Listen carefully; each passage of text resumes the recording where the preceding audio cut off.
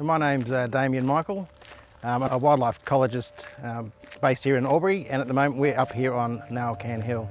Narrowcan Hill is by far one of my favourite places in Albury and has been my playground for a long time.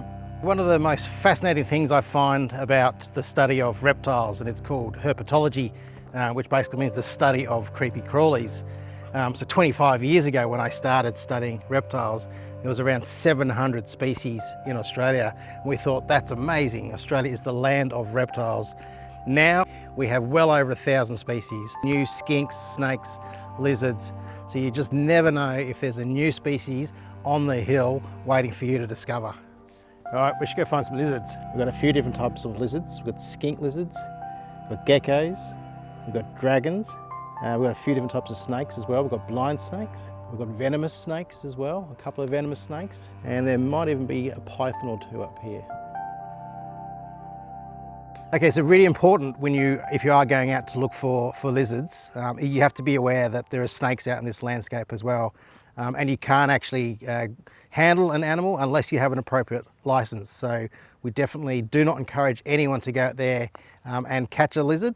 So there are animals out here which look superficially like snakes, but are completely harmless. But unless you know what you're looking at, just don't pick up anything.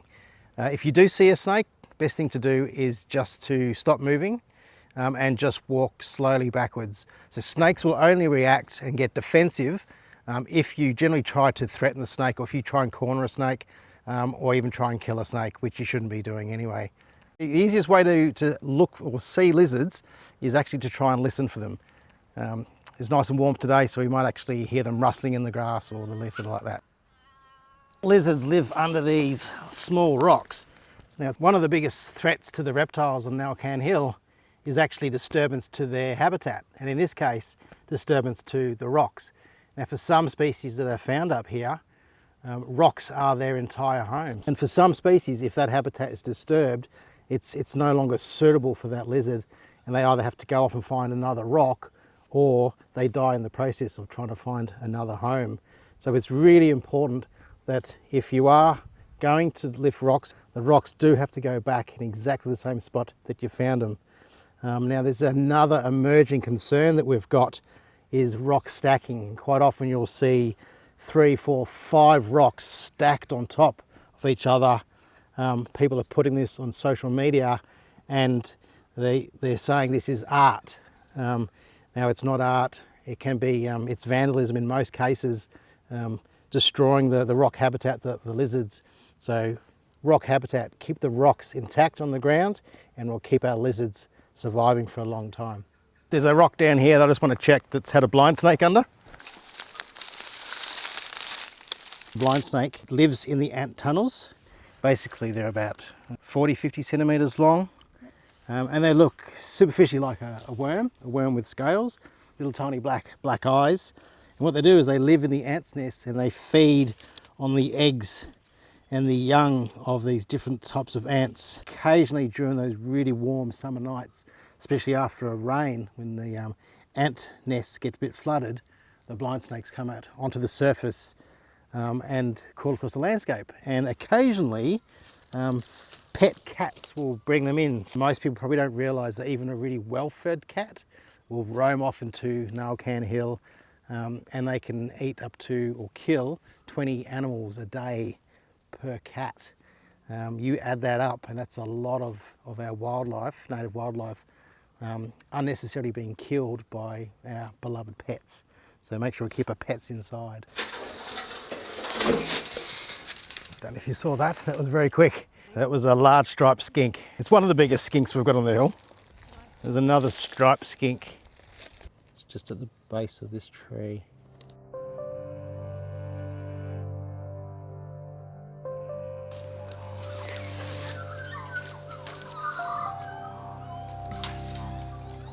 So this is actually an old historical nail can.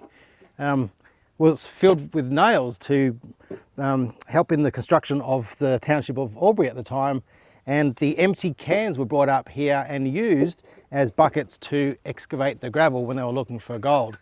Now there was hardly any gold found on the hill, not enough to cause major gold strikes. But anyway, the cans were left behind, and you can find clusters of these cans strewn all through the range here. Hence, that's why it gets its name, Nail Can Hill. Really important that these are kept in the landscape because it's part of our cultural heritage, and they also provide habitat for a range of insects and lizards that are now using the warm cans.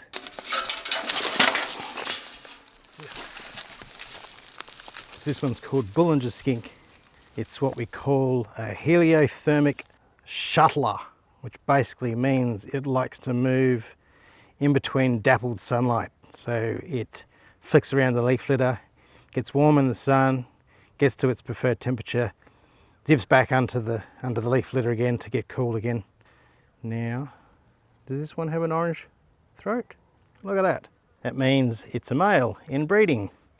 So when the boys come into breeding condition, they have this beautiful orange throat. They never hold them by their tail. If I was to hold him by the tail there, there's a good chance that that tail will come off. And they need that tail during the breeding season.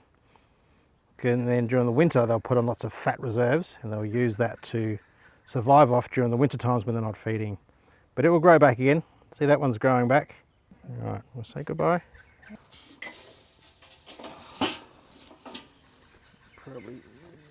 So one of the amazing things about Nail Can Hill, apart from the amazing views you get from some of the lookouts and vantage points around here, you can oversee the city of Albury and you can see the Hume, but there's diverse geology on the hill as well. And what you find is these amazing little rocky outcrops all the way across the hill. I love getting to these places and just sitting down and relaxing, but if you sit down for about 5 or 10 minutes and just wait for the animals to come back out, you'll see some crevice skinks come onto the rocks. You'll see little wall skinks running on the rocks as well. You might even see an echidna move past. Just spend 5-10 minutes just sitting and just enjoying the landscape. Sit on these nice warm rocks and just wait for the animals to come back.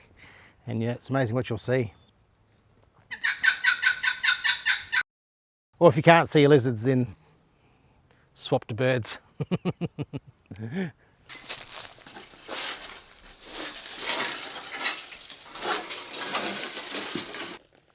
It was a massive centipede. Yeah, so these can pack a bit of a punch. We've got really big mandibles at the front here. So you've probably got bigger fangs than any of the snakes up on Nail Can Hill here. So you definitely don't want to pick these up because these will turn around and give you a really nasty bite.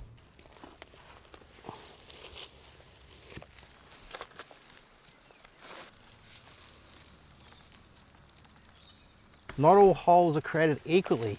Different animals make different shaped holes. This hole, I would say, is made by a dragon. It could be a jaculizard or it could be a bearded dragon. So there could be one around here.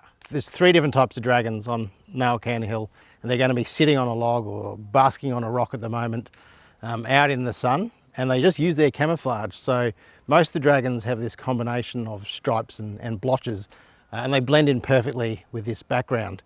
So we've got the really large bearded dragon. So when that gets threatened, it will puff up its neck. So that's the V8 of the dragon world. It's a really, really big dragon. And then you've got the V6 of dragons. You've got the jaculizard, which is grows to about a foot long. And then we've got this little small dragon called the knobby dragon. And that's the knobby dragon, which is the most common dragon. So pretty much 9 out of 10 dragons seen on Nail Can Hill here are knobby dragons.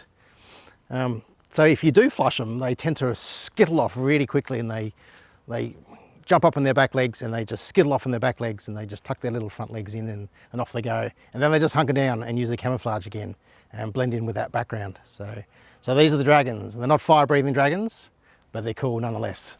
And there's lots that we just don't know about most of the animals in Australia, particularly our reptiles.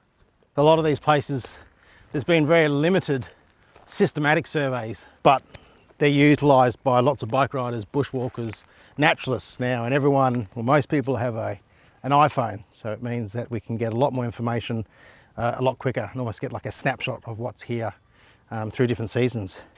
So there's a number of platforms, but one that's the Nature Mapper platform. So basically you can take a photo and you can upload it onto the platform, and there's some moderators there that will actually verify the record, and then that record will go up to the National Atlas of Living Australia. So it means that anyone can actually contribute information. It's extremely valuable. The more eyes out there, the more people out there looking and helping to conserve what we've got, the better. There's plenty of exciting things to do up on Nowcan Hill, whether it be you coming out just by yourself or with your friends, get your parents to come out here as well. But also there's lots of different community groups in the Albury-Wodonga region to get involved in. Parklands, Albury-Wodonga. There's various friends groups as well. So there's a Friends of Nowcan Hill group, but also try and get your school involved as well and speak to your enviro teachers.